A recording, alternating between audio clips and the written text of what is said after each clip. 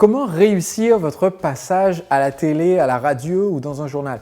Quand un journaliste vous contacte pour parler de vous et de votre entreprise, comment s'assurer que l'article, la chronique, le reportage, le plateau télé va être à la fois positif au sujet de votre activité et aussi que vous allez en récupérer des retombées positives? Eh bien, c'est ce qu'on va voir aujourd'hui. Et dans cette vidéo, j'aimerais partager avec vous une pépite que j'ai retenue de la lecture de ce livre de Mark Mathis qui s'appelle Feeding the Media Beast, Nourrir la bête des médias. C'est un des premiers livres que j'ai lu quand j'ai voulu apprendre à faire connaître mon entreprise dans les médias. Et ça a très bien marché pour moi puisque mon entreprise, peu après avoir lu ce livre, a fait l'objet de reportages, de plateaux télé, d'articles sur TF1, France 2, M6. On a parlé de moi sur Canal+, dans Paris Match, Charlie Hebdo, Le Parisien, Le 20 minutes, France 2, France Bleu, France Culture, bref. Dans plein de médias différents et toujours de façon positive, sauf dans deux cas. Deux cas où je n'avais pas suivi en fait une des règles qui est enseignée dans le livre. En fait, j'ai eu des dizaines d'apparitions de médias et pour lesquelles j'ai eu d'énormes succès parce que j'ai suivi ce que l'auteur de ce livre, ce que Mark Mathis appelle la règle de la préparation. Un des points essentiels que dit l'auteur, c'est en fait quand vous savez que vous allez être interviewé ou intervenir sur un plateau télé, vous devez absolument vous préparer en amont et poser un certain nombre de questions. Parmi ces questions, savoir quel est le format, c'est-à-dire est-ce que c'est une chronique, un documentaire, un reportage, un article, est-ce que ça va durer 5 minutes, 15 minutes, 20 minutes, 25 minutes, 1 heure, est-ce que c'est un plateau que je vais partager avec d'autres invités, est-ce que je vais être tout seul, est-ce que l'article va faire une demi-page, une pleine page, d'accord? Quel est le format? Est-ce qu'il y a besoin de visuel?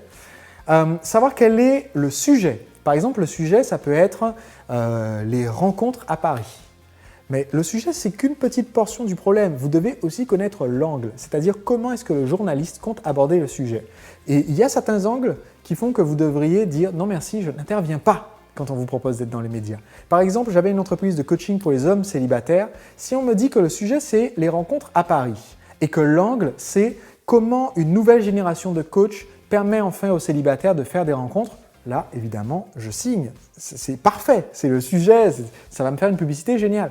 Maintenant, imaginons que l'angle du journaliste soit comment on extirpe aux pauvres miséreux qui n'ont pas de copine leur dernier sou sans aucun succès. C'est le journaliste qui fait un dossier à charge contre le métier de coach amoureux. Évidemment, il vaut mieux se tenir très loin de ce journaliste. Donc, en fait, il y a un certain nombre de questions comme ça pour savoir à l'avance à quelle sauce vous allez être mangé et qui font qu'il vaut mieux décliner quand vous sentez que c'est bizarre. Et ce qui est intéressant, c'est que quand vous posez ces questions, le journaliste va toujours apprécier que vous posez les questions. Ça montre que vous êtes en train de vouloir préparer et donc que l'article, le reportage sera de meilleure qualité.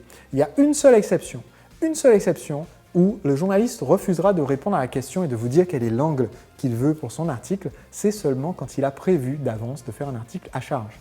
Le journaliste n'a pas envie, si c'est quelqu'un qui a décidé de faire un article pour dire que votre entreprise est une arnaque ou alors que vous êtes plus cher que la concurrence ou que c'est nul votre produit, ce journaliste ne va pas vouloir vous dire « ben voilà, c'est ça qu'on a décidé de dire. En fait, on a décidé de montrer que votre produit, c'est vraiment nul. » Il ne vous dira pas ça, il vous dira « non, je préfère ne pas divulguer l'angle parce que je veux que ça soit plus naturel, etc. » Et là, je vous dis tout de suite, vous pouvez me croire là-dessus, il vaut mieux dire « non merci, finalement, je n'aurai pas le temps de faire cette interview, j'espère que vous pourrez trouver quelqu'un d'autre. Je vous recommande un tel, mon concurrent, vous devriez l'interviewer, voici son numéro de téléphone. » Et en fait, voilà, je vous ai dit, sur les dizaines d'apparitions dans les médias, il n'y a que 2 fois où je n'ai pas respecté cette règle et où j'ai accepté quand même de faire l'interview quand on n'avait pas donné l'angle. Et les 2 fois, c'était des cas vraiment bizarres. Une fois sur une radio et une autre fois sur une radio web et où les journalistes avaient déjà prévu d'avance de dénigrer mon travail et donc voilà, ils ont fait ça, ils ont dénigré et ridiculisé, mais là j'ai su que c'était de ma faute parce que je n'avais pas respecté ce que l'auteur enseignait, la règle de la préparation, se renseigner à l'avance. Merci d'avoir suivi cet épisode jusqu'au bout.